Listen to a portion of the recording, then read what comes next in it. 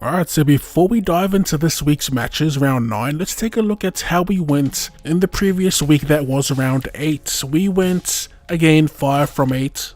Instead of a couple, there were a few red carpets. First of all, the Dragons got smashed by the Roosters. Sam Walker put on a legacy type game, legacy type performance. He seemingly had full control of the Chooks attack. The upset of the week, however, were the Warriors falling to the worst team in the league, the Gold Coast Titans.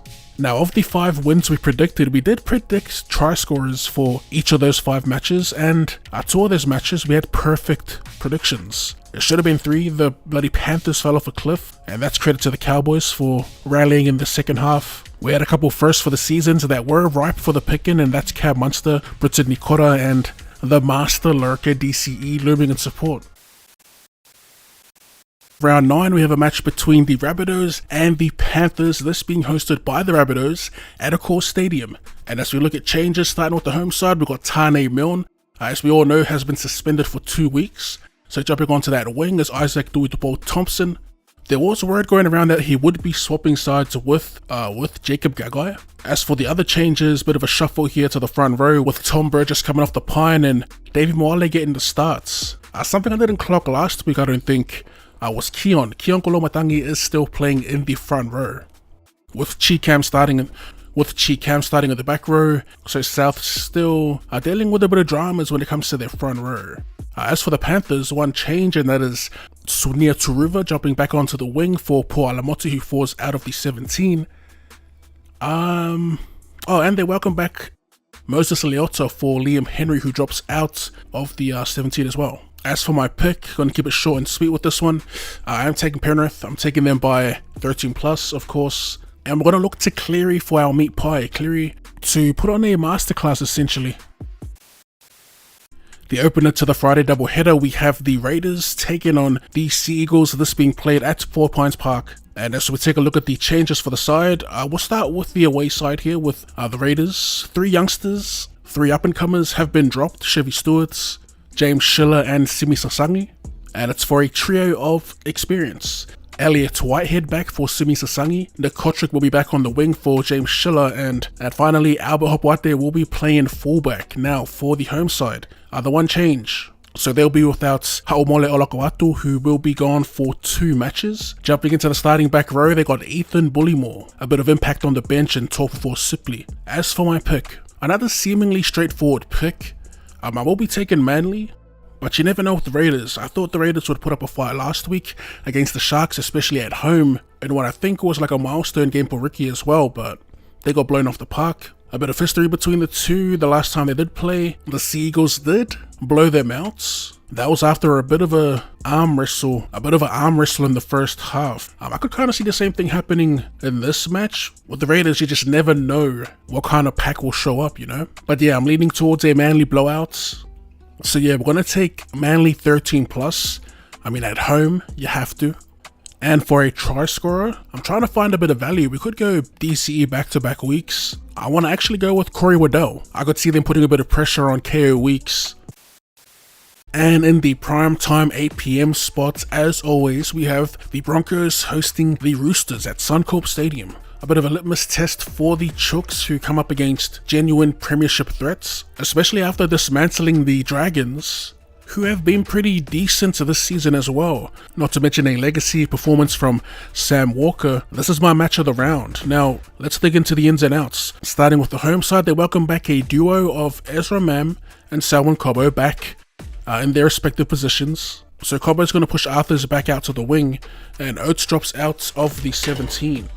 For the Chooks, they welcome back their veteran winger in Daniel Dupo. He comes in for Jenko, and Sualii moves back into the centres. As for my pick in this match, I know I said it's a litmus test for the Chooks, and I think it's a fair statement. I get that they did beat them in round 1, but come on. The Bronx lately have been on a bit of a tear. The Chooks, however, have been pretty inconsistent, and you can put that on the injuries, to be honest, because there has been a bit of shuffling, especially in their halves. But yeah, like we said in the intro, Sam Walker coming off a legacy game against the Dragons. It'll be interesting to see how he does against another elite top-tier halfback. Of course, there's more variables at play now, with the Roosters pack coming up against a much better pack than the Dragons. But yeah, it should be a fun watch. My pick, I'm going to take the Bronx here. Surprise, surprise, the Broncos fan taking the Broncos. I just think at the moment, they're a slightly better side. And for our try scorer, we're gonna take the current leading point scorer, Reece Walsh. That's Broncos in a close one, so 1 to 12 points. Kicking off Saturday's triple header, we actually have a pretty good game to start things off here. We've got the Bulldogs taking on the Tigers at Accor Stadium. It's a pretty quick ins and outs read, starting with the Dogs. They have one man returning, Kurt Mann. That's actually a huge in. He'll be starting at lock. And they do have Preston in reserve, so he could get elevated. He'll most likely go in for Salmon, who will drop to the 14, I'm guessing, and Bailey Howard will fall out. And for the Tigers, no changes. So yeah, my pick in this game, I can't split them, to be honest. The Bulldogs coming off a huge win against the Newcastle Knights. That was with Kalyn Ponga, by the way. And the Tigers, who they're on a 4-game losing streak, but in those games we've seen some decent footy being played. Also, one huge point of difference, for 2 of those matches they were without their young rookie who has been carving up for them. Speaking of point of difference, this could be a takeover game for Aiden Caesar. I'm going to go ahead and take the Bulldogs in this. You know, they're fresh coming off a bye, and I think the Tigers do keep it close, may even win. You know, coming off back-to-back weeks playing last year's grand finalists, and the clear number 1 and 2 team in the league at the moment still, in terms of form and talent, not the latter. Those games could have primed the Tigers for a bit of an upset. It is tempting, but we're going to stick with the home side in this. We'll take the Bulldogs, we'll take the Tigers to keep it close, so Dogs 1 to 12, and let me get really kick out for a try. The second game for Saturday, we have the Titans hosting the Storm, starting with the Titans. So 2 changes from the side that won. They've dropped AKP and Aaron Schopp, and coming in Philip Sami and Harley Smith-Shields. They also have Joe Stimson in the front row for Mofo Tuaika, who's out with that medical suspension. For the Storm, they have the super sub Tyron Wishart starting on the wing for the injured Xavier Coates, and that opened the door for Bronson Garlick to jump onto the bench. Also, a side note, it is Cam Munster's 200th. For my pick, it will be a little short and sweet one. Not much to talk about between these two. I do think the Storm are the much better side. I do say it all the time, the Storm with their big 4 actually playing. I don't see many teams posing a threat bar the teams ahead of them. So yeah, I'm on the Storm train. For the try scorer, we're going to go with Eligato. Him and Husey are lethal together. I see them targeting Tanner Boyd. Should be a pretty good matchup if David Fifita starts on the left edge, plus Kelly out wide, who was pretty decent as well. But yeah, that's my picks. Storm 1 to 12 and Eligato for the meat pie. And the final game on Saturday, we have the Cowboys hosting the Dolphins at Country Bank Stadium, or Queensland Country Bank Stadium. Looking at the changes for the Cowboys, they do welcome back Harlem Lukey. He'll be coming off the bench.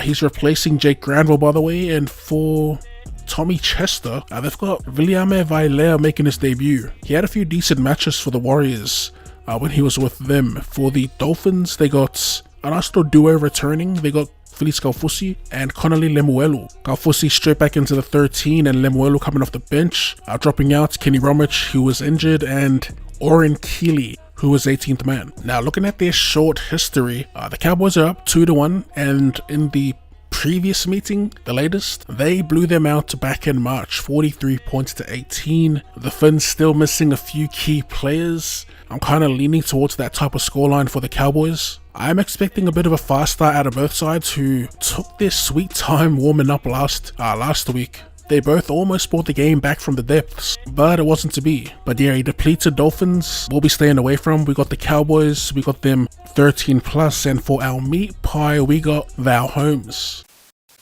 Moving on to the final day of matches, we have the Knights hosting the Warriors at McDonald Jones Stadium. And once again, there isn't much movement. We'll start with the Knights, unchanged. And for the Wars, they welcome back Kurt Capewell and Bunty R4. Dropping out of the side, Paul Roach and Zion Mayu'u. Alrighty, so hard and fast for these final teams. It's looking like I'm looking ahead to the Sharks game as well.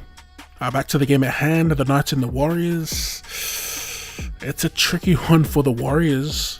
Coming into this match, riding back-to-back losses that I did not see coming, I'll be honest. Not only that, the draw against Manly, so yeah, they haven't won in 3 weeks. It's another quick turnaround too, or quick rematch. They played back in March and the Warriors did get the win, 20 points to 12. Look, I think I'll stick with what I said last week about the Knights. A Knights team without KP, I get 0 dope. So again, we're going to fade them for their opposition, the Warriors on the road, and honestly I'm not that confident in taking the Warriors.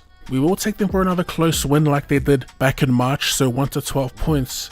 And for a try scorer, I kind of want to spin the block with Ford, who didn't come close to scoring last week. I think he's partnered with Sean Johnson unless they move Capewell back to the right side. Although Capewell, I think, is a preferred left. I'm leaning towards SJ or Ford.